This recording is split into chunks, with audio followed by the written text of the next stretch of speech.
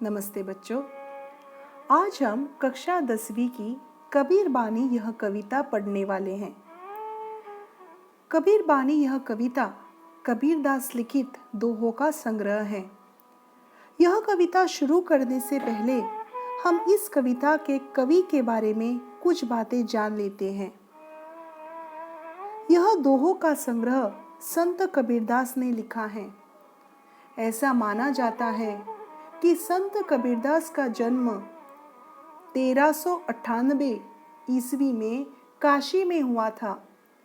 किंवदंती के अनुसार एक जुलाहे ने सरोवर किनारे बिलखती जिस नन्ही शिशु को अपनाया, वही आगे चलकर अपनी वाणी द्वारा समाज को झकझोर देने वाला जग प्रसिद्ध संत कबीरदास बना।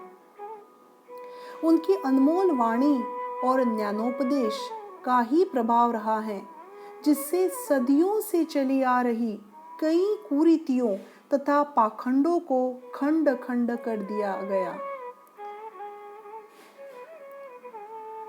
अब हम पहला दोहा देखते हैं।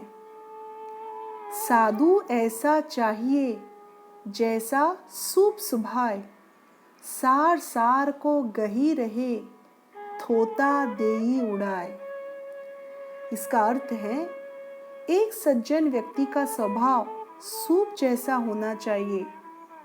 जिस तरह से सूप अनाज को साफ करते समय दानों को रखकर चोटे पत्थर तथा कचरे को बाहर फेंक देता है, उसी प्रकार सज्जन व्यक्ति अपने गुणों को तराशता है और अपने अवगुणों को बाहर फेंकता है। दूसरा दोहा है, दुख में सुमिरन सब करे, सुख में करे ना कोय। जो सुख में सुमिरन करे, तो दुख काहे को होय। अर्थ है, जब हम पर दुख आता है तब हम भगवान को याद करते हैं, लेकिन सुख में हम भगवान को याद करना भूल जाते हैं। इसी भगवान को अगर हम सुख में भी याद करेंगे तो हमें दुख होगा ही नहीं। बुरा जो देखन में चला, बुरा न मिलिया कोई। जो दिल खोजो आपना, मुझसा ना बुरा कोई।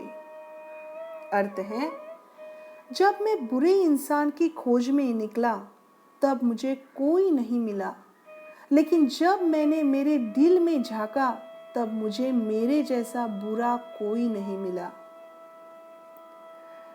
बड़ा भया तो क्या हुआ, जैसे पेड़ खजूर, पंक्ति को छाया नहीं, फल लागे अति दूर। अर्थ है, खजूर का पेड़ बहुत बड़ा होता है, लेकिन दूसरों को छाया देने में वह असमर्थ होता है। इतना ही नहीं, बल्कि उसके फल भी बहुत दूर होते हैं, जो किसी की भूख भी नहीं मिटा सकते हैं। उसी तरह से अगर हम दूसरों की सहायता करने में असमर्थ रहे तो हमारा बड़प्पन भी व्यर्थ है। जो जल बाड़े नाव में, घर में बाड़े दाम, दोऊ हाथ उलीचिए, यही सज्जन को काम। जब नाव में पानी भर जाता है तब उसे दोनों हाथों से बाहर फेंकना ही योग्य होता है। यही करने से हम अपनी जान बचा सकते हैं। उसी तरह से जब घर में धन बढ़ जाता है तब हमें उसे दोनों हाथों से दान करना चाहिए, तभी हमारी कीर्ति बढ़ेगी। यही सच्चे सज्जन का धर्म होता है। करता था तो क्यों किया, अब करी क्यों पछताए। बोया पेड़ बबूल का, आम कहाँ से खाए। अर्थ है, कबीरदास जी कहते हैं कि बुरे काम का नतीजा हमेशा बुरा ही होता है। यह बात तुम्हें पता होने के बावजूद तुमने बुरा काम क्यों किया। अब पछताने से कोई फायदा नहीं है, अब तुम्हें उसकी सजा भुगतनी ही पड़ेगी। अगर बबूल का पेड़ लगाओगे तो बबूल ही खाने को मिलेंगे। बबूल के पेड़ से तुम आम की इच्छा नहीं कर सकते हो, वैसे ही बुरा करने से बुरा और अच्छा करने से अच्छा ही फल मिलता है। जो तो को काटा बोवे, ताही बोए तू फूल, तो ही फूल के फूल हैं, वाको है त्रिशूल। जो तुम्हारे बारे में बुरा सोचता है, बुरा करता है, तुम उसके बारे में हमेशा अच्छा सोचो, उसका अच्छा करो। अच्छा करने से तुम्हें उसका फल अच्छा ही मिलेगा। लेकिन जो तुम्हारा बुरा कर रहा है, एक दिन ऐसा आएगा कि उसकी अंतरात्मा त्रिशूल बनकर उसी को चुभेगी। और आखिरी दोहा है, पोती पड़ी पड़ी जगमुआ, पंडित हुआ न कोई, एके अक्षर प्रेम का, पढ़े सो पंडित होय। सिर्फ पढ़ा लिखा होने से कोई पंडित हो नहीं जाता। सच्चा पंडित वही है जिसके मन में ज्ञान और होठों पर मधुर प्रेम के शब्द होते हैं।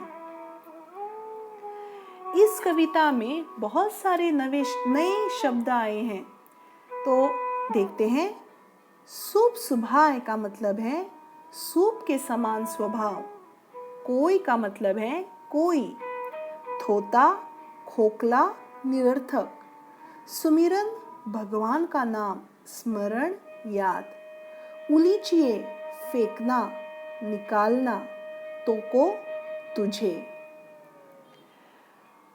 आपको स्वाध्याय है, आपको ये पूरी कविता अच्छी तरह से पढ़नी है तथा कविता के नीचे दिए गए प्रश्नों के जवाब लिखने हैं। आशा करती हूँ कि आपको यह कविता पसंद आई होगी। हम अगली बार फिर से मिलेंगे एक नया पाठ लेकर।